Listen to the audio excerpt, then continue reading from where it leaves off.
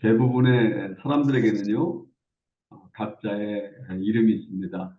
김땡땡, 입땡땡, 박땡땡, 그리고 본명과 함께 별도로 부르는 별명들이 어, 있는 사람들이 있습니다. 저에게도 몇 개의 별명이 있는데, 저희 별명 아시는 분들이 많을 것입니다. 10대 시절 학교에서는 신체적인 핸디캡 때문에 팔손이었고, 동네에서는 항상 인상만 쓰고 다닌다고 인상파였습니다. 그리고 집안에만 틀어박히고 집안에서만 뭐 한다고 방한 통수라는 말을 듣곤 했습니다. 그러다가 예수를 믿고 나서는 항상 평안한 얼굴, 웃는 얼굴로 다닌다고 해서 제비족 혹은 조제비로 별명이 바뀌었습니다. 아마 여러분들에게도 하실 것입니다. 그런데요, 별명을 가만히 보면 이 별명들은 그냥 붙은 것이 아니라 나름대로 이유가 있습니다. 그래서 사는 사람들이 그 이유 때문에 그런 별명을 붙여줍니다. 그렇지 않은 경우도 물론 있지만 대부분 별명을 가만히 살펴보면 대개는 그 사람의 특징을 잘 표현하는 또 다른 이름이라고도 말할 수 있습니다. 별명은요, 그 사람의 업적이나 인생관이나 취미, 습관 등의 특징을 잘 나타냅니다. 그래서 우리는 별명을 통해서 그 사람 성격도 알 수 있고 취미도 장점도 특기 등 이런 것들을 알 수가 있습니다. 예를 들어 골프를 좋아하는 분들은 잘 아실 텐데 타이거 우즈의 별명은요 골프 황제입니다. 그 이유가 있습니다. 10개월 때 아버지의 퍼터를 가지고 스윙을 흉내내던 어린아이였습니다. 6살 때 2번이나 홀이론 했어요. 나이가 6살 때 2번이나 홀이론 했습니다. 그리고 성인이 되어서는 대회마다 우승을 했답니다. 저는 이 글을 보고 놀라지 않을 수 없습니다. 아니, 6살 때 어떻게 홀이론을 하지? 아마 짧은 거리인지 모르겠습니다. 아무튼지 그의 인생에서 기록한 글에 보면 그렇습니다. 혹시 잘못됐으면 여러분들 이해해 주시기 바랍니다. 제가 읽은 글에 그렇습니다. 아무튼지 나가는 대회마다 많은 우승을 차지했기 때문에 그를 골프 황제라고 불렀습니다. 또 미국의 NBA 농구 선수였던 마이클 조단의 별명은 에어 조단입니다. 그 이유는 그의 현역 시절에 1m 20cm의 이상의 서전트 점프, 제자리에서 점프를 해도 1m 20을 뛴다는 겁니다. 그래서 긴 채공 시간을 이용해서 3명의 수비수들도 쉽게 따돌리면서 골을 넣는데 마치 하늘을 걸어다니는 것 같다라고 생각해서 에어 조단이라고 별명이 붙은 것입니다. 한국 운동 선수 중에도 별명을 가지고 있는 선수들이 많이 있습니다. 예를 들어 한국 농구 역사에 큰 자취를 남긴 허재는 농구 대통령이라는 별명이 붙어 있습니다. 영국의 맨체스터 유나이티드에서 오랫동안 활동했던 박지성 선수 아시죠? 산소 탱크 2개의 심장을 가졌다는 별명을 가졌습니다. 왜냐하면 끊임없이 쉬지 않고 달린다고 해서 그렇습니다. 이런 별명은 비단 스포츠 스타에게만 있는 것이 아닙니다. 영화 배우나 탤런트, 가수, 개그맨, 정치인을 떠나가 일반인들에게도 별명들이 다 있습니다. 우리 하나님께도 별명이 있습니다. 하나님의 원래 이름은 원어로 야훼, 야훼입니다. 야훼. 출애굽기 3장에 보면 하나님께서 모세에게 이렇게 말씀합니다. 나는 스스로 있는 자이다. I am who I am. 나는 스스로 있는 자다. 그러면서 처음으로 하나님께 당신의 이름을 밝히셨습니다. 여기 스스로 있다는 원어가 바로 히브리어로 야훼, 야훼입니다. 그래서 이후부터 수많은 선지자들과 이스라엘 백성들은 하나님을 야훼, 영어로는 여호와, 여호와로 불렀습니다. 그래서 성경을 보면 야훼 하나님께도 그 이름 외에 수많은 별명이 있습니다. 우리 잘 아는 대로 야훼 라파, 주님은 치유하신다, 치료하시는 하나님이시다, 이런 뜻입니다. 또 야훼 이레, 예비하시는 하나님, 주님 예비하신다. 야훼 니시, 주님은 나의 깃발이시다, 승리하시는 주님이시다. 야훼 샬롬, 주님은 평강이시다, 평강의 주님이시다. 뭐 이런 여러 가지 별명이 많이 나옵니다. 오늘 본문에도 여호와 하나님의 또 다른 별명이 나옵니다. 저는 오늘 본문을 중심으로 거기 계신다라는 제목을 함께 말씀의 은혜를 나눌까 합니다. 우리가 지난주 공동체 성경 읽기를 통해 통독한 에스겔서는 그 앞에 있는 이사야서와 굉장히 유사합니다. 이사야서도 1장부터 39장까지는 심판에 대한 내용이고 징계에 대한 내용인데 까지는 회복에 대한 내용이라고 말씀을 드렸습니다. 그런데 이 에스겔서도 마찬가지입니다.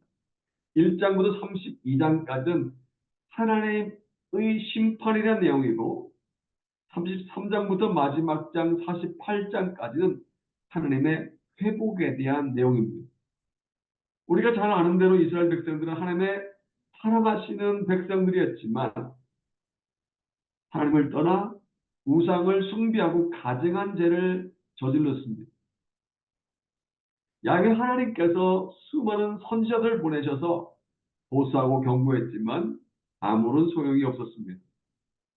그러자 하나님께서는 하시기 위해서 주에는 이방 나라들을 동원하십니다.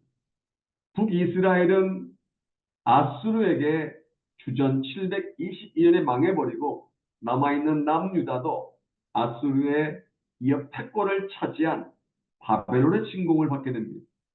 에스겔서를 보면 남유다의 수도인 예루살렘 성이 주전 586년에 함락되기 전까지 세 번이나 침공을 계속 받습니다.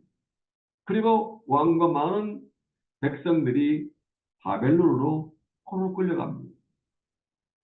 그들은 바벨론에서 70년 포로 생활이 너무나 고통스러웠습니다. 이러한 내용이 1장부터 32장까지 기록되어 있는 것입니다. 그런데 33장부터 48장까지를 보면 내용이 완전히 바뀌어집니다. 하나님께 당신의 백성들을 아주 버리지 않으셨습니다. 때가 참에 하나님 그들을 회복시켜 주십니다. 바벨론에 포로 끌려갔던 그들을 다시 70년 만에 고향으로 돌아오게 하십니다. 모든 것이 다 무너져 버리고 사람이 살지 않던 황폐한 땅에 사람들이 돌아와서 농사를 짓고 절망하고 있던 그들이 다시 소망을 찾게 됩니다. 이러한 내용, 이러한 회복에 대한 내용이 33장부터 마지막 장인 48장까지 기록되어 있습니다. 그런데 에스겔서 마지막 장인 48장, 그것도 마지막 절인 오늘 본문에 보면 굉장히 중요한 것을 우리에게 교훈하고 있습니다. 함께 볼까요? 같이 읽겠습니다. 시작. 그 사방에 합계한 18,000성이라. 그날 부르는 그 성읍의 이름을 여호와 산마라 하리라. 여기 산마라는 단어는 영어 성경 가만히 보면 there, 거기라는 의미입니다. 그러니까 여호와 산마라는 말은 the Lord is there. 여호와께서 거기 계신다. 이런 뜻입니다. 하나님께서 에스겔을 통해서 이 말씀을 이스라엘 백성에 주신 이유가 있습니다. 아수르에게 멸망당하고 바벨론 공격을 받을 때 이스라엘 백성들은 하나님의 영광이 그들로부터 떠났다고 생각했습니다. 육신의 고통도 견딜 수 없었지만 재산을 다 빼앗겨버린 것도 고통을 견딜 수 없었지만 나라가 황폐해진 것도 고통을 견딜 수 없었지만 하나님의 영광이 그들로부터 떠났다는 것이 그들은 가장 큰 고통이었습니다. 바벨론의 개처럼 끌려갈 때 그들은 하나님께서 이제 우리를 버리셨구나라고 생각했습니다. 예루살렘 성전이 쑥대밭이 되었을 때 그들은 하나님이 거기에 하나님이 계시지 않는다고 생각했습니다.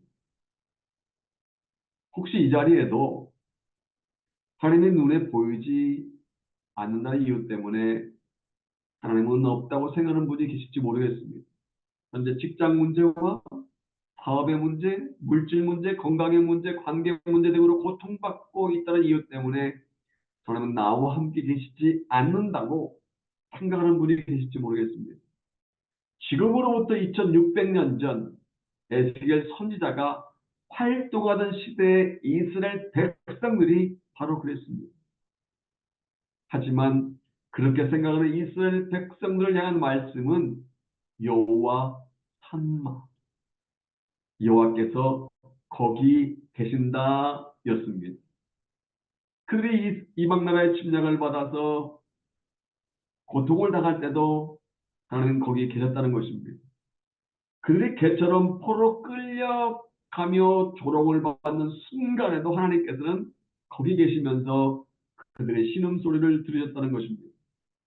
그들이 바벨론의 포로 끌려가서 고통을 당할 때 하나님은 거기 계시면서 그들이 고통당하는 모습을 보셨다는 것입니다. 그런데 여러분, 이스라엘 백성이 고통당하는 그곳에 계셨던 하나님께서 오늘날 동일하게 당신의 백성들이 고통당하는 곳에 계신다는 사실 아십니까? 이스라엘 백성들이 흘리는 눈물을 보신 하나님께서는 저와 여러분들이 흘리는 눈물을 지금도 보고 계신다는 사실 아십니까? 1986년 노벨 문학상을 수상한 작가 엘리 위즈라는 사람이 있습니다. 그는 2차 세계대전 중에 나치 독일의 홀로코스트 대학살로부터 살아남은 생존자들 중에 한 사람입니다. 그는 눈앞에 자기 아버지와 자기 어머니 그리고 누이 동생 이 세 사람이 형장에 이슬로 사라져가는 것을 지켜보아야 했습니다. 그런데요, 그는 자기 가족이 처참하게 죽어가는 것보다 더 잊혀지지 않는 한 가지가 기억난다고 합니다. 그래서 불과 13살 정도 밖에 되지 않는 한 소년이 수용소에서 유대인 수용소에서 탈출을 시도했다는 이유 때문에 수용소 안에 모든 포로들이 모인 자리에서 교수형에 처하는 광경이었습니다. 10분 이상 목이 졸린 채로 허공에 대렁대렁 매달려 몸부림을 치면서 혀를 내밀며 눈은 아직도 살아 움직이면서 서서히 죽어가는 이 소년의 처참한 장면을 보면서 엘리 위젤은 피눈물 나는 절규를 표현했다고 합니다. 하나님, 당신은 어디 계십니까? 그때 그는 자기 마음속에 들려오는 한 목소리를 듣게 됩니다.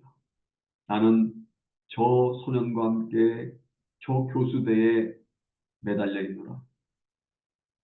나는 유대인들의 고통과 절규 가운데 함께 있노라. 몇 년이 지난 후에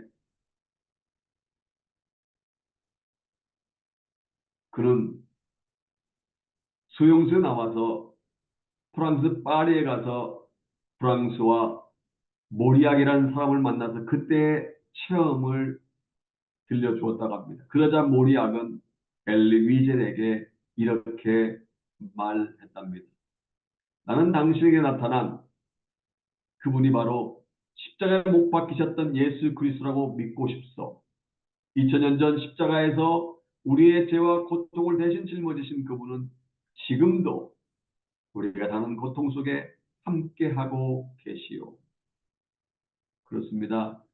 우리가 믿는 하나님은요, 야훼 삼마의 하나님이십니다. 하나님 당신의 백성들과 함께 계시는 줄로 믿습니다. 당신의 백성들이 고통당하는 그곳에 함께 계신 줄로 믿습니다. 창세기 28장을 보면 야곱가 나옵니다. 우리가 알다시피 야곱은요, 아버지 이삭과 형 에서를 속이고 빼앗다시피 장자의 복을 받은 후에 형 에서를 피해 출행랑을 칩니다. 아직까지 한 번도 만난 적이 없는 외삼촌 집을 향해 36개 출행랑을 칩니다.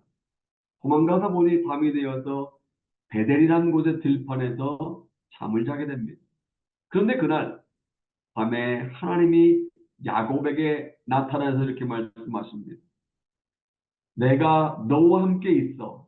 네가 어디로 가든지 너를 지키며 너를 이끌어 이 땅으로 돌아오게 할지라. 네가 내게 허락한 것을 다 이루기까지 너를 떠나지 아니. 그때 야곱은 한 가지 사실을 깨닫는데 창세기 28장 16절을 보면 그의 반응이 이렇게 나옵니다. 야곱이 잠이 깨어 이르되 여호와께서 과연 여기 계시거늘 내가 알지 못하였노라. 무슨 말입니까? 쉽게 말하면 이렇습니다. 그동안 나 혼자라고 형 에서를 피해 도망치는 내가 나 혼자라고 생각하고 있었는데 나 혼자가 아니요. 하나님이 지금 나와 함께 계시는구나 라는 뜻입니다. 그리고 그는 자기가 대기하고 있던 돌을 가져다가 단을 쌓고 감격의 예배를 드리며 하나님께 감사를 올려드립니다. 그러니까 아무도 도와줄 사람이 없이 자신은 혼자라고 생각하고 있었지만 하나님은 도망을 치는 야곱과 함께 계셨다는 것입니다. 지난주 공동체 성경 읽기를 통해 통독한 다니엘 3장을 보면 다니엘의 세 친구 사드락, 메삭, 아벤느고에 대한 이야기가 나옵니다. 세 사람은 하나님 외에는 어떠한 사람이나 우상에게 절하지 않겠다고 했다가 맹렬히 타는 풀무불 속에 던져집니다. 어떻게 보면 이해할 수 없는 일입니다. 그렇지 않습니까? 믿음으로 사는 사람들 왜 풀무 속에 들어가야 합니까? 우상에 절하지 않았다고 결심한 그들이 왜 권을 받게 되었습니까? 도대체 이해가 되지 않습니다. 전 나중에 보니 머리털도 걸리지 않고 옷자락도 변하지 않고 불탄 냄새도 나지 않을 만큼 아무런 문제 없이 그들은 살아나게 됩니다. 그 이유를 다니엘 3장 25절에서 이렇게 말씀하고 있습니다. 왕이 또 말하여 이르되 내가 보니 결박되지 아니한 네 사람이 불 가운데로 다니는데 상하지도 아니하였고 그 넷의 모양은 신들의 아들과 같다. 이런 질문을 할까요? 몇 사람이 지금 풀무불에 던져졌습니까? 사드락, 메삭, 아벤느고 세 사람입니다. 그런데 결박되지 아니한 네 사람이 불 가운데로 당했다고 말씀하고 있습니다. 그렇다면 사드락, 메삭, 아벤느고 세 사람 외에 나머지 한 사람은 누구일까요? 바로 하나님이십니다. 하나님께서 친히 맹렬히 타는 풀무불 속에 들어가서 그를 지켜주신 것입니다. 이거를 현현 하나님의 임재라고 합니다. 하나님께서는 고통 가운데 처해 있는 다니엘의 세 친구와 함께 해주신 것입니다. 그들이 당하는 고통, 그들이 처한 위험을 아시고 그 자리에 임하셔서 역사해 주신 것입니다. 요즘은 그런 일이 별로 없지만 때때로 저에게 추천서를 써달라고 하시는 부탁을 하시는 분들이 계십니다. 저는 대학에는 써줍니다. 교회 출석한 지 2년, 3년 됐다든지 혹은 5년, 6년 되신 분들이라든지 여러 가지 교육과정을 마친 분들이나 전 교사나 찬양팀 같은 봉사를 한 분들이나 단기 선교팀에 참석했다면 써줄 말이 많이 있습니다. 길게 2장씩 가득 써드립니다. 그런데 간혹 추천서를 써달라고 부탁을 받을 때 고민이 될 때가 있습니다. 교회 출석한 지 일주일밖에 되지 않은 분이 어느 날 렌트집을 구하려고 하는데 레퍼런스를 써달라고 부탁을 해왔습니다. 그런데 제가 써드리기는 써드리겠는데 일주일 지난주에 등록하셔서 오신 분이 일주일 만에 레퍼런스를 써달라고 하니까 할 말이 없는 거예요. 새벽 기도에 가서 고민하고 기도하면서 하는데 생각이 떠오르지 않습니다. 약속 하나는 자꾸 다가오는데 레퍼런스를 써주려는데 그분에 대해서 써줄 말이 생각이 안 나요. 그래서 이렇게 써드렸습니다. 이분의 가정생활이나 직장생활에 대해서는 저는 잘 모릅니다. 솔직히 잘 모릅니다. 하지만 그에선 아무런 문제를 발견한 적이 없습니다. 한 대여섯 줄 쓰는데도 너무 힘들었습니다. 상냥하게 써줍니다. 그런데요, 하나님은 어느 누구에게 물어보지 않으셔도 우리가 처한 지금의 사정을 너무나 잘 아십니다. 우리의 부족함도 아시지요. 우리의 필요도 아십니다. 다니엘의 세 친구가 당하고 있는 고통을 아시는 하나님께서는 우리가 당하는 고통도 잘 아십니다. 출애굽기 말씀을 보면 지금으로부터 3,400년 전 이스라엘 백성들이 애굽에서 고통당하는 현장에 계셨다는 것을 알 수 있습니다. 출애굽기 3장 7절에 말씀한 것처럼 하나님께서는 이스라엘 백성들이 고통당하는 것을 뭐 하셨다? 보셨습니다. 그들의 근심을 알고 계셨습니다. 무려 430년 동안 애굽에서 종살이하고 있던 그들의 고통을 보셨고요. 아셨습니다. 또 부르심을 들으셨습니다. 그래서 430년 동안 종살이하고 있던 그들을 애굽 왕 파로의 손에서 건져내신 후에 적과 꿀이 흐르는 가나안 땅으로 인도하셨습니다. 이처럼 우리가 믿는 하나님은요, 여호와 삼마의 하나님이신 줄로 믿습니다. 하나님은 당신의 백성들이 고통당하는 그곳에 함께 계신 줄로 믿습니다. 하나님 당신의 자녀의 한숨 소리를 들으시고 마음의 근심까지 당하시고 당신의 자녀들의 부르짖음을 들으신 줄 믿습니다. 그리고 가장 합당한 때, 가장 적절한 때 돕는 손길을 내밀어 주십니다. 전에 소개한 적이 있기 때문에 기억하신 분이 계실지 모르겠습니다. 미국의 어느 중년 부부가 풍부하게 살고 있었습니다. 이 부부는 금실이 좋기로 매우 소문난, 그리고 마을 사람들로부터 부러움을 사고 있는 부부였습니다. 어느 날 아내의 시력이 책을 보기 어려울 만큼 나빠져서 수술을 해야 했습니다. 그런데 뜻하지 않게 수술이 잘못되어서 아내의 눈이 완전히 보지 못하는 실명의 상태가 되고 말았습니다. 아내는 자절했지만 직장을 그만두진 않았습니다. 그 남편은 매일같이 아내를 직장까지 출근시켜주고 퇴근 때는 다시 함께 집으로 돌아왔습니다. 그러다 어느 날 갑자기 남편이 아내에게 서로 직장이 너무 떨어져 있다면서 내일부터 혼자 출근하라고 말하는 것이었습니다. 아내는 너무나 섭섭한 생각이 들었습니다. 사랑하는 남편에게서 그런 말을 들어 배신감까지 느꼈습니다. 아내는 남편 없이도 혼자서 직장을 다닐 수 있다는 것을 보여주겠다고 결심을 합니다. 그리고 다음날부터 아내는 혼자 출근하기 시작합니다. 지팡이를 짚고 버스를 타고 내리면서 넘어질 때마다 서로에 북받쳐서 울기도 합니다. 하지만 그런 사이 조금씩 혼자 다니는 것에 익숙해집니다. 그리고 2년이 지난 어느 날 아내가 버스를 타고 직장으로 가던 중 운전기사가 이렇게 말합니다. 아주머니는 정말 행복한 사람입니다. 남편이 아주머니를 아끼고 사랑해 주니까요. 매일 남편이 버스에 함께 앉아주고 부인이 직장 건물에 들어간 순간까지 지켜보다가 손을 흔들어 주신다는 것 여태 모르셨죠? 운전기사로부터 이 말을 들은 아내의 눈에서는 순복의 눈물이 흘러내렸다고 합니다. 저 여러분들이 혼자라고 생각하는 그때도 하나님은 우리와 함께 하십니다.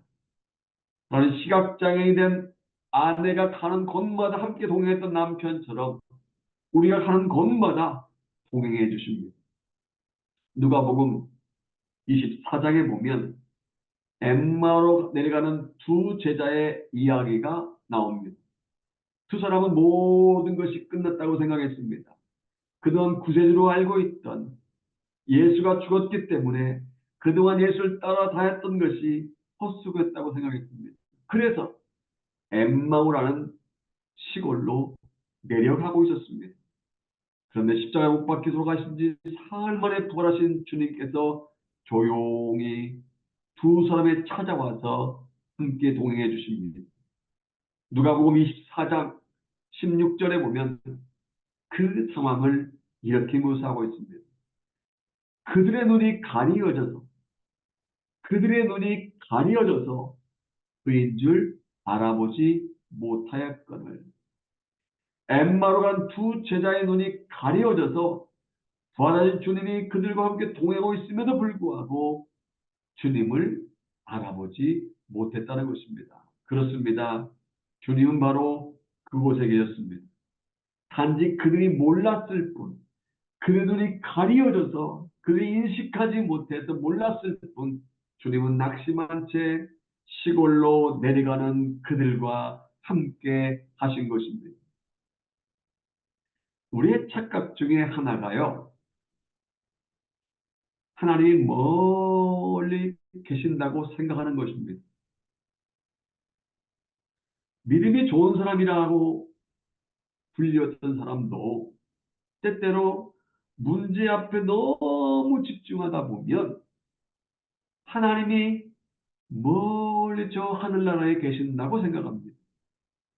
그동안 열심히 충성하고 열심히 섬겼던 목사를 할지라도 갑자기 눈앞에 있는 문제에 집중하다 보면 하나님이 안 보이고 하나님의 존재를 까마득하게 잊을 때가 있습니다.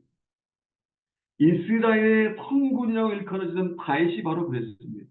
그는 한때 하나님이 자기를 버렸다고 생각했고 하나님의 자기를 멀리 떠났다고 생각했습니다. 그러나 그는 결국 다음과 같이 고백을 하게 됩니다. 시편 139편 8절부터 10절, 아까 제가 묵도할 때 읽었던 말씀입니다. 내가 하늘에 올라갈지라도 거기 계시며 수월의 내를 펼지라도 거기 계시니 내가 새벽 날개를 치며 바다 끝에 가서 거주할지라도 거기서 주의 손이 나를 인도하시며 주의 오른손이 나를 붙드시리. 할렐루야. 다윗은 하나님께서 안 계신 곳이 없으신 무소부재하신 분으로 언제나 자기와 함께 하신다는 사실을 그제서야 깨달은 것입니다. 그동안에 까마득하게 잊었다가 그동안에 까마득하게 하나님의 존재를 인식하지 못하고 있다가 시편 139편에서 비로소 내가 하늘 올라간다 할지라도 저 밑바닥에 떨어진다 할지라도 바다 끝에 간다 할지라도 거기 계시며 나를 붙들고 계시구나라는 사실을 깨달은 것입니다. 그렇습니다. 하나님께서는 시와 공간을 초월해서 당신의 백성들과 함께 하십니다. 어떻게 함께 하실까요? 성령님으로 함께 하십니다. 마태복음 28장에 보면 주께서 하늘로 승천하시기 전에 이렇게 말씀하였습니다. 내가 내게 분부한 모든 것을 가르쳐 지키게 하라. 볼지어다 내가 세상 끝날까지 너희와 항상 함께 있으리라. 주님은 승천하셔서 하나님 보좌 우편에 계시지만 성령으로 우리와 함께 하신 줄로 믿습니다. 우리와 함께 하시되 세상 끝날까지 함께 하시며 우리를 도와주신 줄로 믿습니다. 로마서 8장 보면 성령께서 우리를 어떻게 도와주신지 잘 알 수 있습니다. 이와 같이 성령도 우리의 약함을 도우시나니 우리가 마땅히 빌바를 알지 못하나 오직 성령이 말할 수 없는 식으로 우리를 하여 간구하시느니라. 하나님께서는요, 보혜사 성령으로 임하셔서 우리를 도와주신다는 것입니다. 지난번 말씀을 드렸기 때문에 기억하신 분 계실지 모르겠습니다. 여기 도우신다는 말은 헬라어로 순 안티 람바노마이입니다. 순 안티 람바노마이. 순이란 말은 곁에, 다정하게. 안티란 말은 반대편처 건너편이라는 뜻입니다. 람바노마이는 번쩍 들어서 옮겨준다. 그러니까 도우신다. 순 안티 람바노마이라는 뜻은 내 곁에 계시면서 내가 감당할 수 없는 내 능력이 미치지 못하는 내가 안고 있는 커다란 문제를 번쩍 들어서 옮겨 주신다는 의미입니다. 우리 인생을 살다 보면 도무지 나 혼자 힘으로 해결할 수 없는 일들이 많이 생깁니다.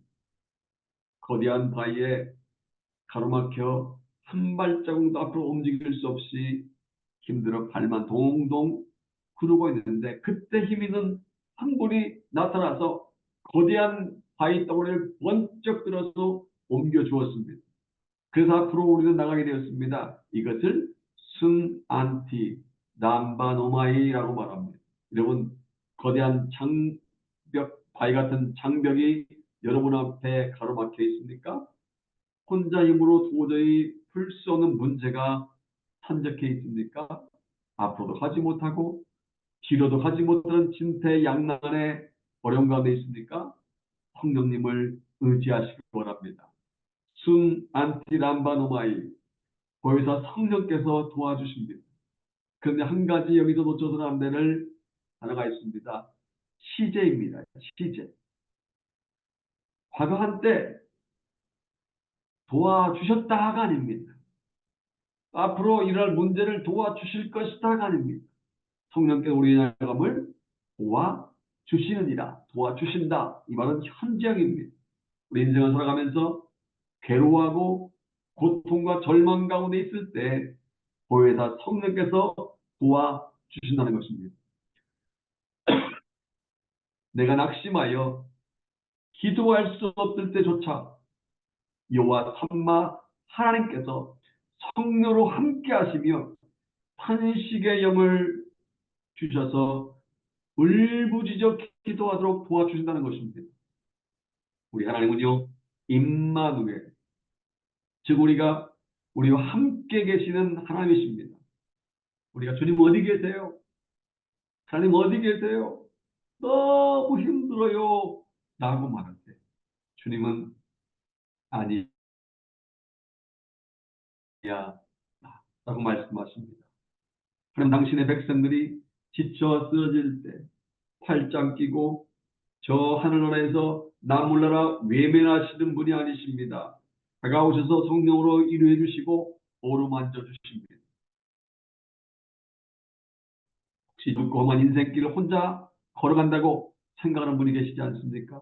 혹시 이 자리에 나만 홀로 내동댕이 쳐진 것 같고 아무도 주위에 나를 도와줄 사람이 없어서 낙심하고 좌절하고 있는 분 계시지 않습니까?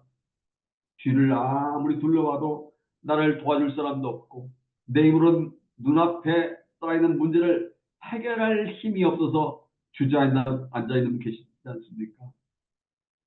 먹구름이 끼면요 잠시 동안 해가 보이지 않을 뿐 해가 없어지는 것이 아닙니다.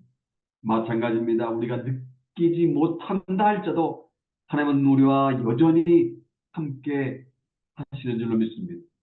우리가 어디에 있든지 여호와 하나님은요 거기에 계신 줄로 믿습니다. 그렇습니다. 하나님은 삼마의 하나님이십니다. 우리 하나님 내 속을 마구 긁어놓는 배우자와 부딪힌 집안에도 계십니다. 우리 하나님은 세계 각국에 온 이민자들 틈에서 힘들게 살아가고 있는 이민 생활 가운데도 계십니다. 우리 하나님 매일 새벽부터 저녁 늦게까지 일하는 그 사업장에도 계십니다. 우리 하나님은 예수 그리스도를 통해 구원받은 당신의 백성들이 있는 곳에 항상 계십니다. 믿으십니까? 아멘. 사랑하는 하모니 가족 여러분, 이제 끝으로 한 이야기를 소개하고 말씀을 맺겠습니다. 2차 세계대전 이후 유대인들은요, 6월절이 되면, 해마다 6월절이 되면 꼭 아니마민이라는 제목의 노래를 부른다고 합니다. 이 아니마민은 히브리어로 나는 믿는다, I believe, 나는 믿는다라는 뜻으로서 이 노래는 원래 혹독한 아우슈비츠 수용소에서 작사, 작곡된 노래라고 합니다. 이 노래는 이렇게 시작됩니다. 나는 믿는다. 나의 메시아가 나를 돕기 위해서 반드시 나를 찾아오리라는 사실. 그런데요, 수용소에 갇혀있던 유대인들은 비참하게 동료들이 끌려가서 죽어가는 모습을 보면서 다음 절을 이렇게 슬프게 불렀다고 합니다. 그런데 때때로 메시아 너무 늦게 오신다. 나는 믿는다. 나의 메시아가 나를 돕기에 반드시 나를 찾아오리라는 사실을. 그런데 때때로 메시아 너무 늦게 오신다.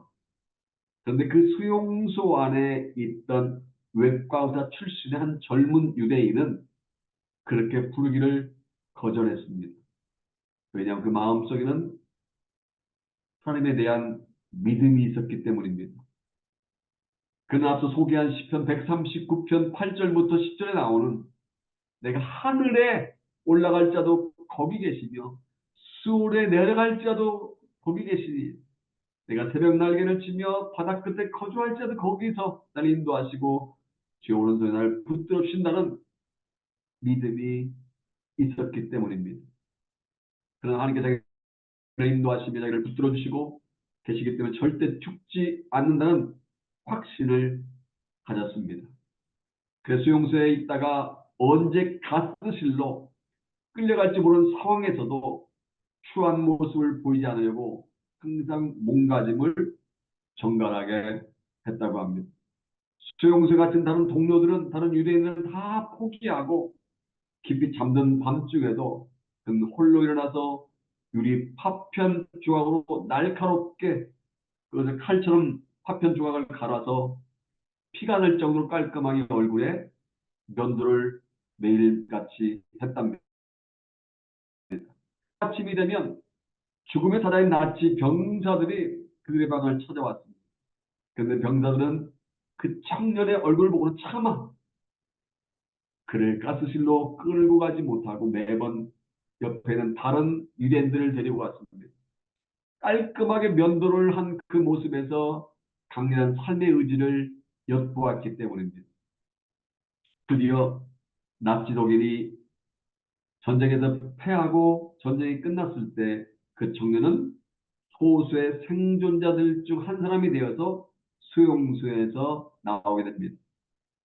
그는 활짝 열리는 수용소의 문을 빠져나오면서 아니마민의 노래를 이렇게 고쳐 불렀다고 합니다. 나는 믿는다.